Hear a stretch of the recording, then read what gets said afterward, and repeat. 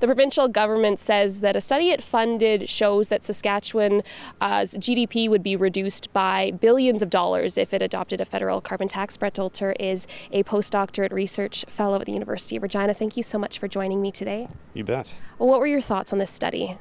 Well, I think it's great to see Saskatchewan capacity to do modeling. So at the University of Regina, there's a research team led by Professor Gordon Huang, and he's developed a model that's the right kind of model to answer the question, what's the cost of climate action in Saskatchewan?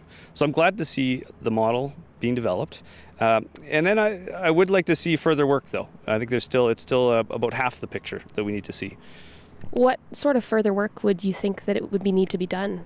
Well, what we see in that report, they've looked at carbon pricing and tried to understand the impact of carbon pricing as a strategy to reduce emissions in Saskatchewan, but they compare it to a strategy of not taking action. And so what would be nice to see is how does this strategy of carbon pricing compare to prairie resilience? And what are the relative impacts of each of those strategies? Talking about this study, I mean, it does show quite a discrepancy that other provinces are seeing with their GDP. What are your thoughts on that?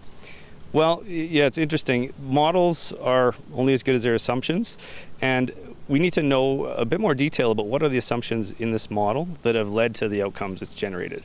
So this is one model among many now in Canada, and it'd be nice to see a comparison using other models to see what are the outcomes and what are the different predictions, and does this model represent what we would usually see from a CGE, computable general equilibrium model?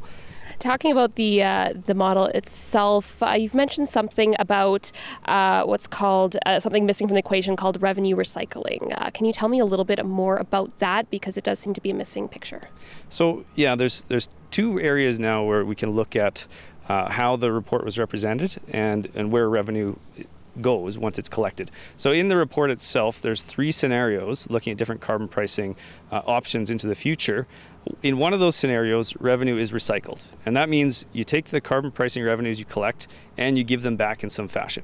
So the report assumed that all that money goes back to households. That's one option.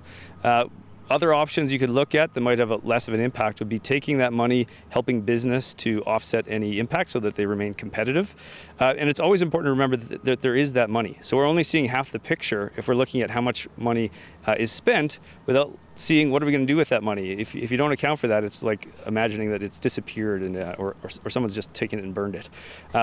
The other part of it, in the press release, we had a look at what the average cost to households would be. Now, that's not in the main report. Those numbers are based on some analysis done at the University of Calgary.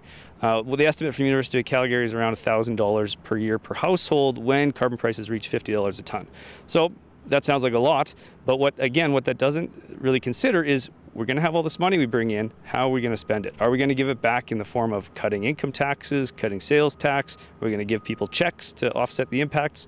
All of these things need to be considered, so at the end of the day, households might not see a net increase in their tax load. So still lots of elements to look for at this report. Thank you so much for joining me today. You bet, thanks.